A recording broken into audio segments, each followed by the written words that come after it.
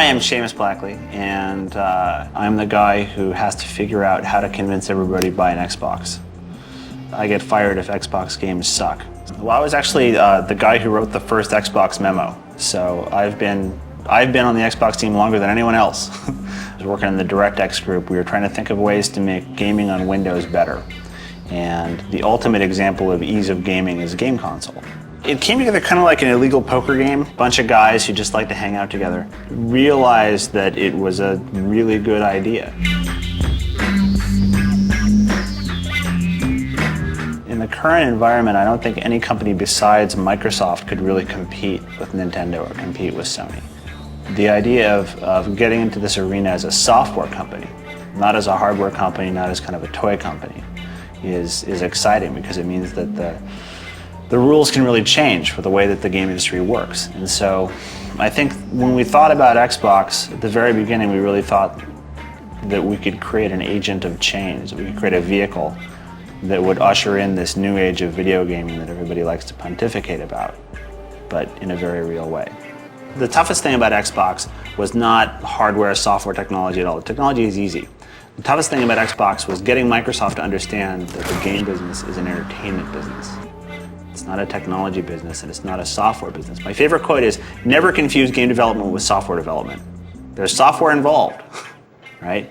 But that's not actually what you're doing. When you think of Xbox, think of it fundamentally as as an asymmetric multiprocessor environment. Think of it as kind of a band. It's like a rock band. You got your drummer and your lead guitar player and your rhythm guitar player and a bass player and a singer. All of these processors in Xbox are totally independent. And that's very special and new in game console architecture. So the graphics processor in Xbox is really good at lighting. It's very good at surface definition. It's very good at things which are not traditional console graphics processor techniques. Is that bad? No, it's great actually. A great example that I like to give is I'll ask people how many polygons they think the dinosaurs in Jurassic Park had, like the T-Rex model, say. The main close-up T-Rex model in Jurassic Park. The answer is 80,000, which is remarkably low. Well, why is that? Well, it's because to draw something which looks great, you don't add polygons.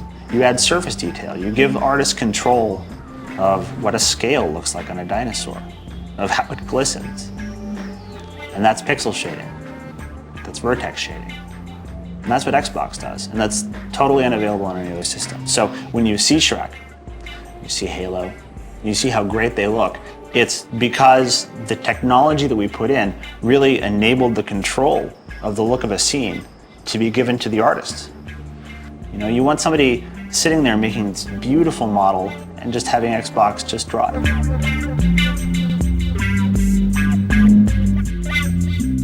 Sound is a great example of the general philosophy of everything we thought about on Xbox.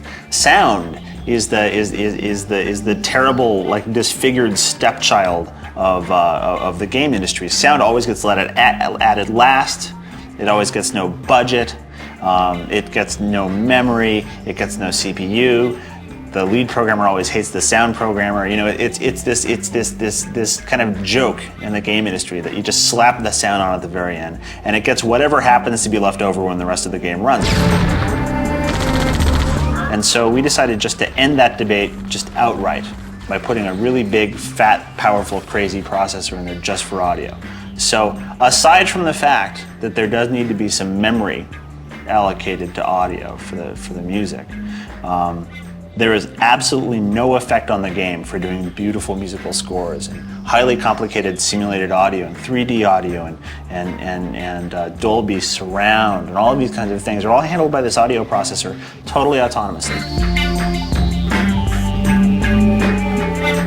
An artist can sit down in front of an Xbox and directly export a beautiful human figure out of 3D Studio Max or Softimage right into the Xbox, and it draws just as it looks. So that the artist is really now completely in charge of the process. And by putting that power into the hands of the artists, you create an entirely different kind of game. You create an entirely different kind of game process.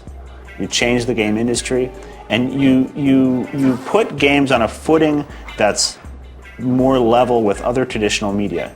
Most people don't realize that game developers are artists. Most people don't realize that they come from film and television, and from rock bands and all these different places, because they love this place where technology and art blend. And the reason that Xbox has such support among people who make games is because it's absolutely, without question, the finest platform to build games for that's ever existed. And the reason is it was designed by people who had been making games, who knew exactly what to do.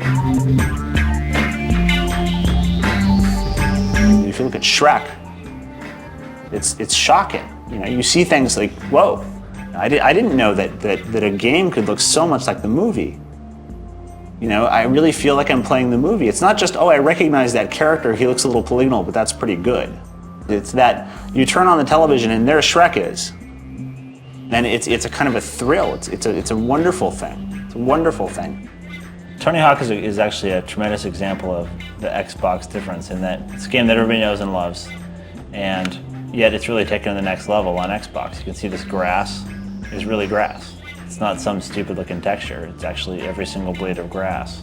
And so the Xbox technology was designed to give that kind of power to the artist. That really is the fundamental dream of Xbox.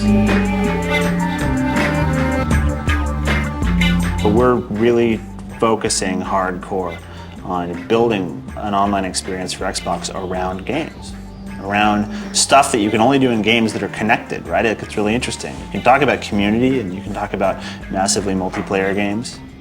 You can imagine episodic games in which you get a new level every week. You can talk about downloadable stuff. You have to open your mind to every new idea you possibly can imagine. But at the same time, that imagination has to be tempered with what you know is true. And it's the same kind of imagination that has to go into online. And it's something which really only Microsoft has at this time. We want to really change the experiences you have when you play a game, but at the same time, there's nowhere else on earth where people have as much experience with the reality of broadband adoption, billing, infrastructure issues, like how to frame relays work, all of these different, like, terrifying minutiae that could kill these beautiful ideas dead are understood here.